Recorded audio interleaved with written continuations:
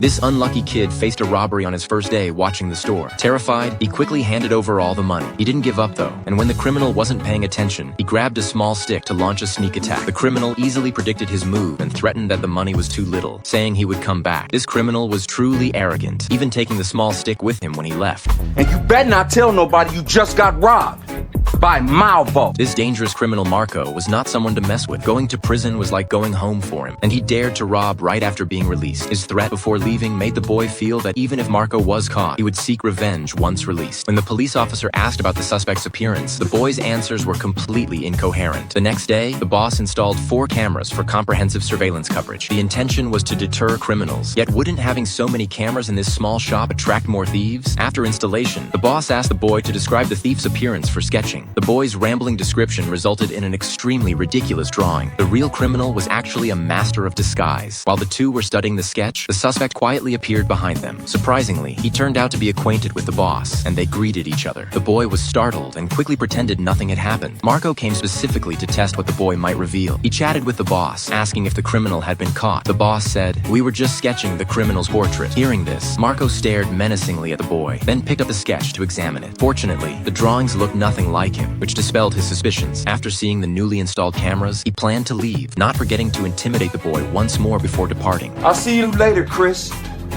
At that moment, the boy's eyes revealed weakness and helplessness, making him even less likely to identify the perpetrator. Later, police brought a suspect photo album for the boy to review, yet he refused to cooperate. Clearly, another failed communication. The boss noticed something was wrong with the boy and spoke with him privately. He asked how, after looking at so many photos, the boy couldn't find even one similar face. Was the perpetrator an alien? The boy said, maybe he's not in that suspect album. The boss could tell from his evasive eyes that he was lying. So he said, if you've been threatened, just blink. The psychological trauma left by the incident was too severe, and he still didn't dare reveal the truth. Seeing this situation, the boss stopped pressing and let the boy go. Bye, Chris.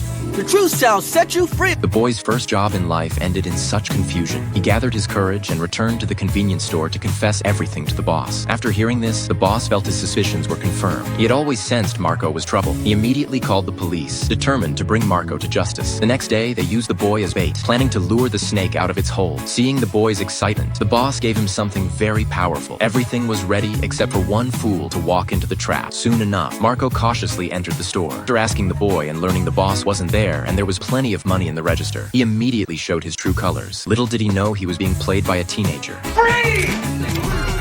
Don't move. You set me up, boy. With nowhere to escape, he had no choice but to surrender. When police disarmed him, they discovered he was carrying a fake gun. This turn of events made the boy feel his intelligence had been greatly insulted. It's hard to rob a gun store, man. They got guns.